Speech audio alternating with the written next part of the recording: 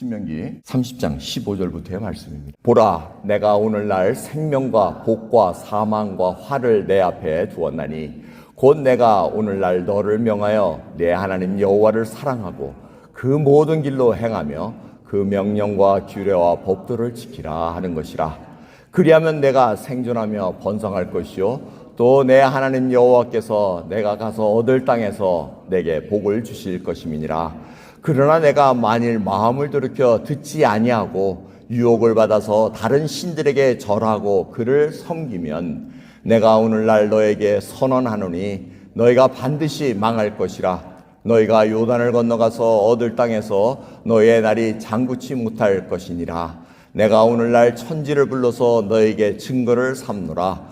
내가 생명과 사망과 복과 저주를 내 앞에 두었은즉 너와 내 자손이 살기 위하여 생명을 택하고 내 하나님 여호와를 사랑하고 그 말씀을 순종하며 또 그를 의지하라. 그는 내 생명이시요 내 장수니 여호와께서 내 열조 이삭과 야곱에게 주리라고 맹세하신 땅에 내가 거하리라. 아멘. 오늘 말씀은 신명기입니다. 신명기가 무슨 뜻이냐면은 여러분들 아시겠지만 second law라고 이렇게 영어로는 번역이 됩니다. 두 번째 준 법이다라는 것이지만 사실은 두 번째 준 건 아닙니다. 카피됐다는 뜻입니다. 그래서 이 납신자 이렇게 쓴 거 신명기에 납신을 씁니다. 거기에 제 성도 그렇게 씁니다. 납신을 쓰는데 이게 거듭이라는 뜻이 있습니다. 그리고 다시라는 뜻이 있습니다. 그래서 이 신명기라는 건 다시 알려준다는 얘기입니다. 모세가 지금 제너레이션이 바뀝니다. 여러분 제너레이션이 바뀐 이유는 아시죠?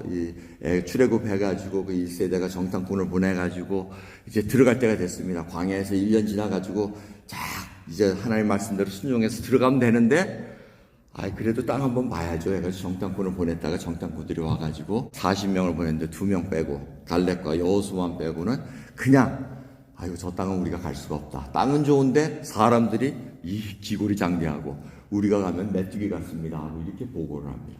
그래서 사람들이 전부 다 울고 보고 난리가 났습니다. 아이고 우리 애들 다 잡혀서 죽게 생겼네 이러고 난리가 났습니다. 그래서 하나님께서 이 불순종한 너희들아, 너희들은 다 광야에서 죽을 것이다. 그리고 정탐한 40일을 채워서 40년을 너희들이 광야에서 다닐 것이고 너희들 1세대는 다 가고 지금 너희들이 걱정하면서 잡혀갈 유아들을 어떻게 걱정하고 막 이렇게 한 거에 대해서 내가 걔네들을 보낼 것이다 하고 얘기합니다. 그래서 40년이 흐른 후에 지금 모세가 광야에서 만난 세컨 제너레이션을 향해서 하나님의 법을 다시 알려주는 겁니다. 그러니까 이게 세컨 로우가 아니라는 얘기죠. 원래 있던 법을 까먹었을까봐 다시 알려주는 겁니다. 리피트 되는 겁니다. 카피한 것을 알려주고 있는 것입니다. 그래서 오늘 말씀을 보면 여러분 너무나 잘 아는 말씀입니다. 지금 너희들이 일구고 가꾸진 않은 그 땅에 집도 줄 것이고 밭도 줄 것이고 다 줄 것이다. 이게 웬 떡이냐. 근데 그 앞에 생명과 사망을 놓을 것이고 복과 저주를 놓을 것이다 이렇게 얘기합니다. 근데 너희들이 고르면 된다는 겁니다. 근데 고르는 것이 어렵지 않다는 것입니다. 생명을 위해서 하나님을 사랑하고 하나님의 법대로 살면 된다는 겁니다. 하나님을 떠나지 말라는 겁니다. 얼마나 쉽습니까? 그래서 모세가 계속해서 강조를 합니다. 너희들이 지금 이 하나님의 법을 듣는 거, 하나님을 사랑하는 거 어렵다고 하지 말라. 누가 와서 가르쳐 줘야 된다고 얘기하지 말라. 바다에 가서 누가 짙은 물속에 가서 다려와야 된다. 높은 산에 가서 뭘 가져와서 우리에게 알려줘야 된다. 그러지 말라.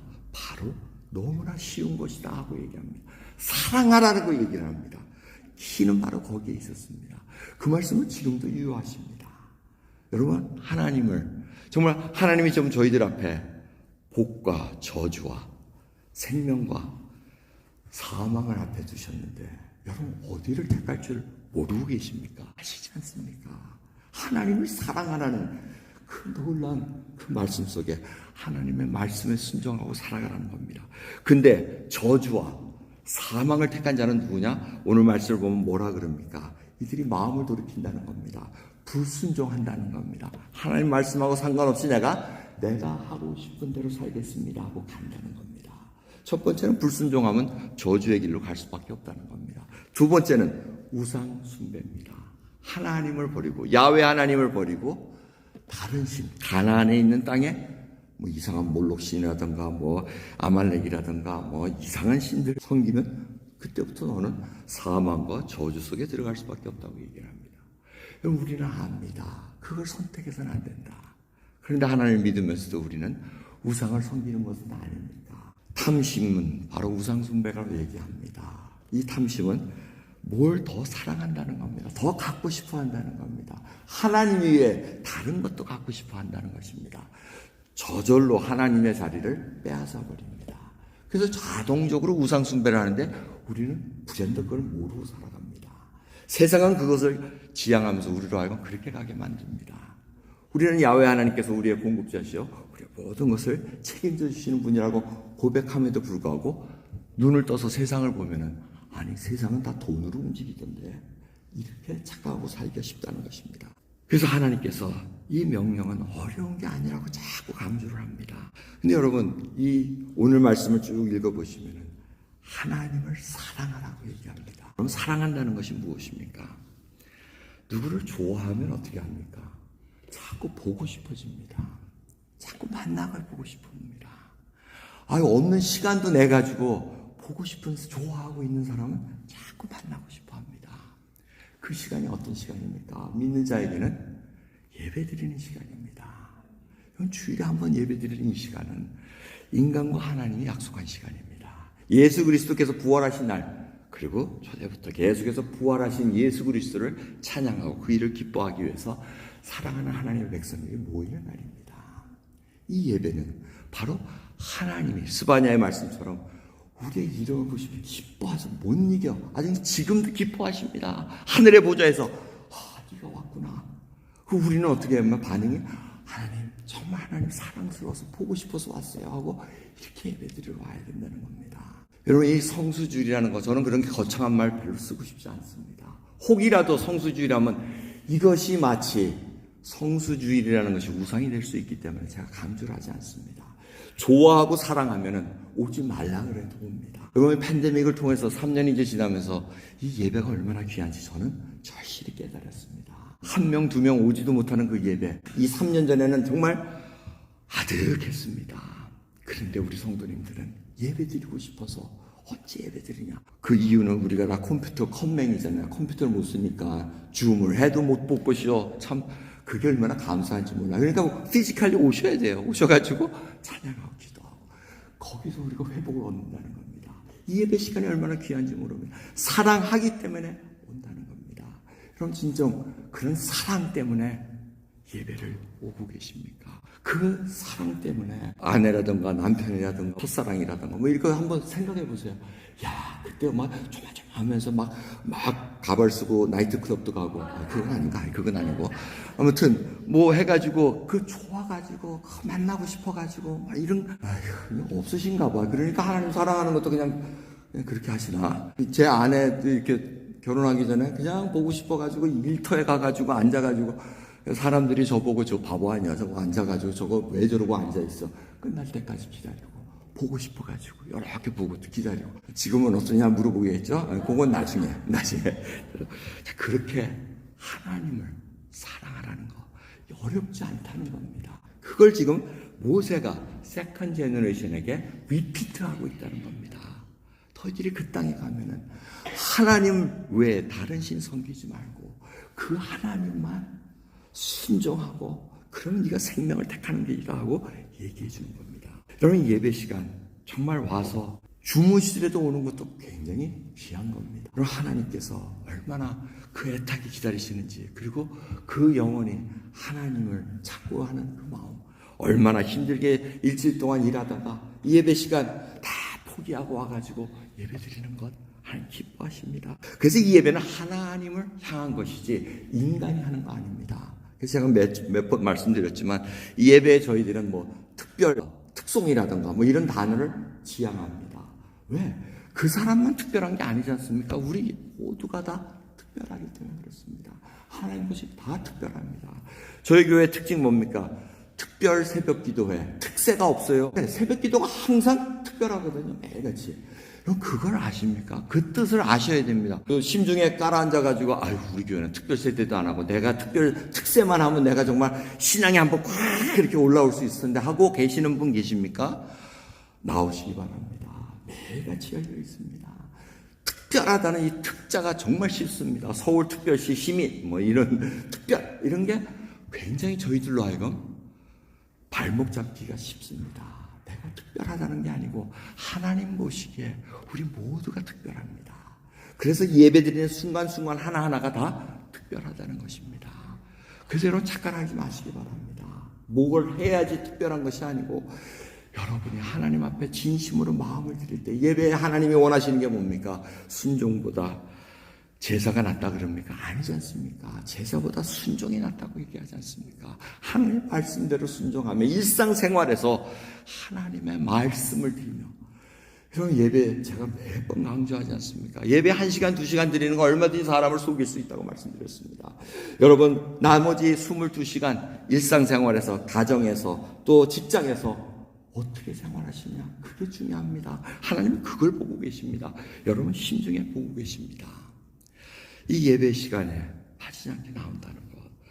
여러분 착각하지 마시기 바랍니다. 내가 좀 잘 되면 나와서 하나님께 드려야지. 좀 잘 되고 좀 깨끗하게 되면 나와야지. 그거 착각입니다. 하나님은 죄인을 부르시지 건강한 자를 부르신 거 아니라고 말씀하십니다.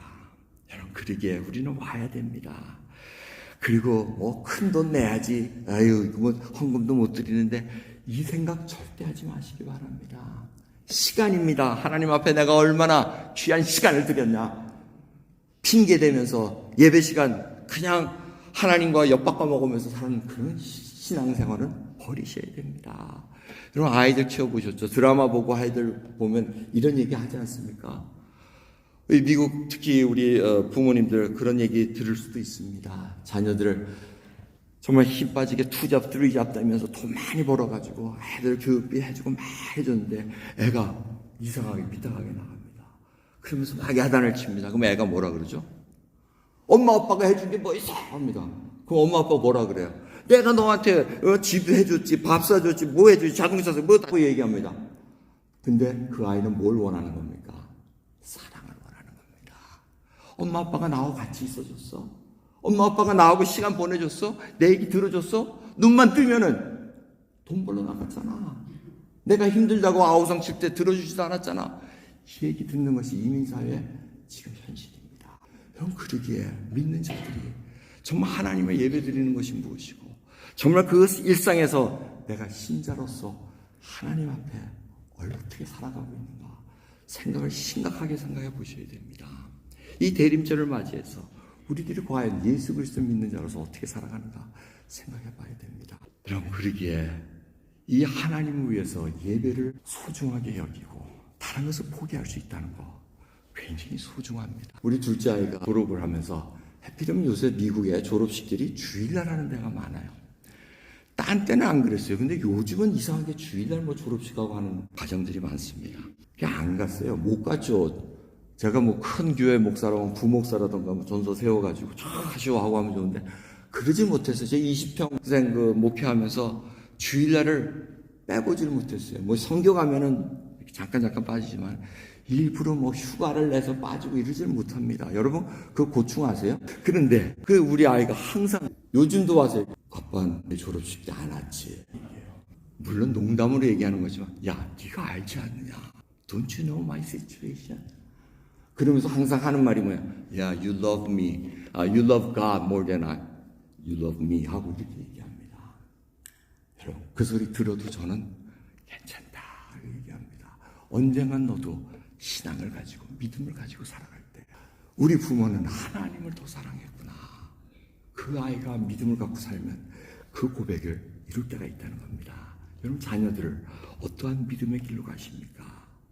자녀 때문에 예배를 포기하고 하나님의 사랑하고 순종하는 것을 포기한다면 나중에 그것이 복이 될 것 같습니까? 저주가 될 것 같습니까? 오늘 말씀을 통해서 우리에게 알려주고 있다는 것입니다. 예배를 사랑하시기 바랍니다. 제가 잊지 못하는 그 간증집에 하나 나온 간증 사례가 있습니다. 이 여자 집사님이 남편이 교회를 나옵니다. 예수를 안 믿습니다. 그래서 기도할 때마다 예배 시간 때마다 남편의 신발을 들고 예배를 드립니다. 그 신발을 다 품고 있으면서 하나님 오늘 이 신발 주인이 못 왔습니다. 언젠간 이 신발 주인이 오게 꼭 은혜 베풀어 주십시오. 이걸 몇 년을 합니다. 그리고는 결국 그 신발 주인이 예수를 믿고 교회를 옵니다. 여러분 이것이 바로 예배의 힘입니다. 여러분의 시간에 사람의 마음이 움직이는 것이 아닙니다. 하나님의 시간이 움직이는 겁니다. 우리의 사랑은 하나님을 사랑하고 이웃을 사랑하는 그 놀라운 명령을 우리가 항상 택해야 된다는 것입니다. 그럼 그러기에 우리는 정말 주 예수보다도 더 귀한 것은 없다는 고백이 있어야 됩니다. 주님은 그렇게 항상 물어보십니다. 베드로에게 물은 것처럼 네가 다른 것보다도 나를 더 사랑하느냐 하고 묻습니다. 오늘도 지금 그걸 물으십니다. 베드로에게는 자기 믿음의 동료들도 있었고 배도 있었고 물고기도 있었고 사업체도 있었고 다 있었습니다. 주님은 그걸 물어보십니다. 네가 이것들보다도 나를 더 사랑하느냐. 여러분 그 대답이 오늘 주님께서 듣고자 하는 대답이라는 겁니다. 근데 예수 그리스도를 믿으면서 정말 하나님을 사랑한다고 하면서도 어긋날 때가 있습니다. 쓰러질 때도 있습니다. 실패할 때도 있습니다. 그 좋은 예가 바로 요나의 얘기입니다. 요나 2장 3절 여러분 아시죠? 니네에 가서 말씀 전하라 그러는데 요나가 아주 그냥 정반대로 도망가 버립니다. 그러다가 풍랑을 맞아가지고 배에서 던짐을 당하고 물고기 뱃속에 들어갑니다. 그리고 기도한 것이 바로 2장 3절부터의 말씀입니다. 오늘 말씀을 보면은 주께서 나를 깊음 속 바다 가운데 던지셨으므로 큰 물이 나를 둘렀고 주의 파도와 큰 물결이 다 내 위에 넘쳤나이다. 내가 주의 목전에서 쫓겨났을지라도 내가 말하기를 다시 주의 성전을 바라보겠다 하였나이다. 나의 하나님 여호와여 주께서 내 생명을 구덩이에서 건지셨나이다.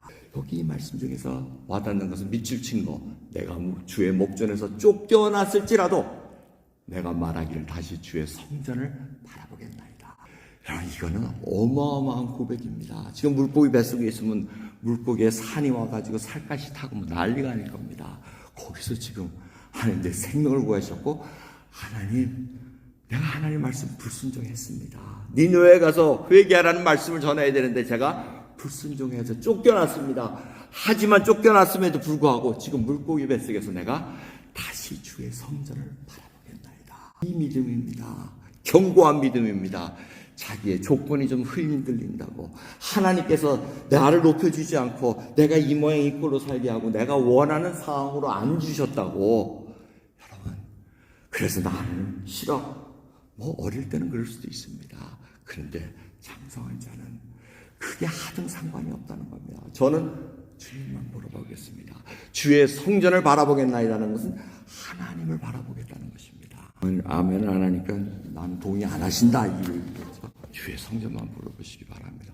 오늘도 저를 보십시오. 저도 보면은 예수 그리스도 믿는다고 다 잘 풀리고 이러지 않지 않습니까? 며칠 전에는 시계 배터리가 죽어버렸어요. 그래서 새벽에 나오려는데 시계가 이상하다 하고 보니까 배터리가 죽어있어요. 바꾼 지 2년도 안 됐는데 웬 배터리가 이렇게 빨리 죽나 하고 그래서 다른 시계 제가 좋아하는 시계를 했는데 오늘 또 예배 오려고 탁 하는데 땅에 뭐가 툭 떨어져요. 시계가 툭 떨어지니까 시계 줄이 끊어져 버렸어요. 기분이 어떻겠어요? 주께서 저를 쫓겨나게 했을지라도 저는 주의 성전을 바라보겠나이다. 이 고백이 나올 수밖에 없어요. 여러분 우리 인생 사는 동안 자기 원하는 대로 어렸을 때는 가능해요. 유아기 시절에 신앙은 가능해요. 하나님은 나를 사랑하셔서 이 파킹랏도 바로 쇼핑몰 앞에 열어주시고 이런 거 가지고 좋아가지고 하다가 조금만 커봐요. 절대 허락 안 하세요. 좀 걸어라. 누구한테 양보해라. 이렇게 됩니다. 희생해라. 근데 그걸 못 견뎌요. 저 사람은 왜 저렇게 해주고 나는 안 해줘요? 여러분 그게 아니라는 겁니다. 하나님께서는 견고한 믿음으로 장성한 믿음으로 지금 우리를 끌고 가시겠다고 작정하셨다는 겁니다. 여러분 하나님을 사랑한다는 것 오늘 생각해 보십시오. 마리아와 마르다의 얘기 너무나 잘 아실 겁니다. 마르다는 언니로서 예수님과 그 제자들이 쭉 오니까 먹을 걸 준비하느라고 바빠 죽겠습니다. 막 땅땅땅땅땅 하고 좀 난리가 났겠죠. 근데 동생 마리아는 뭐 하고 있었다고요? 주님 발 앞에 떡 앉아가지고 말씀 듣고 있습니다. 언니가 보니까 얄미워 죽겠어요. 그러니까 누구한테 성질을 내요? 예수님한테 성질을 내요. 예수님, 내가 바빠 죽겠는데 저희 동생한테 좀 가서 도도도도도 막 이러면 나의 입을 더듬면서 난리가 났을 거예요. 그러니까 예수님 뭐라 그러십니까? 마르다야, 마르다야. 두 번이나 부릅니다. 마르다야, 마르다야. 내가 많은 일로 염려하고 근심하나 그러나 몇 가지만 하든지 혹 한 가지만이라도 족하니라. 마리아는 이 좋은 편을 택하였으니 빼앗기지 아니하리라 하시니라. 하나님의 말씀을 듣는 것. 예배 시간에 다른 거 다 걱정 때문에 일을 해야 되고 이거 끝내야 되고 뭐 예배를 먼저 드리고 그 좋은 편을 택하면 빼앗기지 않는다고 얘기합니다. 그 말씀 믿어지십니까? 하나님을 사랑하면 포기할 수밖에 없는 것도 많이 나타날 수밖에 없습니다. 바로 그러한 상황 속에서 하나님이 말씀하십니다. 나의 계명을 가지고 지키는 자라야 나를 사랑하는 자니 나를 사랑하는 자는 내 아버지께 사랑을 받을 것이요 나도 그를 사랑하여 그에게 나타내리라 얘기합니다. 주님을 사랑하면 주님의 말씀 서로 사랑하라는 그 세 계명 그걸 하지 않을 수가 없다는 것입니다. 사람이 나를 사랑하면 내 말을 지키리니 내 아버지께서 저를 사랑하실 것이요 우리가 저에게 와서 거처를 저와 함께 하리라 말씀하십니다. 하나님께서 우리와 거처를 함께 하시며 나와 함께 먹고 마시면서 대화하자는 얘기입니다. 빠지지 않고 계속해서 만나자는 말씀입니다. 그 사랑이 여러분 보이지 않을 때는 십자가를 보시기 바랍니다. 십자가의 도라고 얘기합니다. 오늘 대린절 첫 주일 바로 십자가에 우리를 위해서 죽으시기 위해서 주님께서 이 땅에 성육신하고 오셨습니다.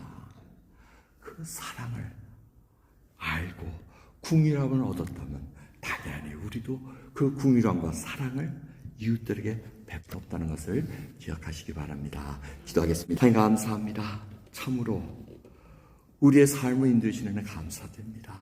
오늘이 어제보다 낫기를 원합니다. 더 나아지기를 원합니다.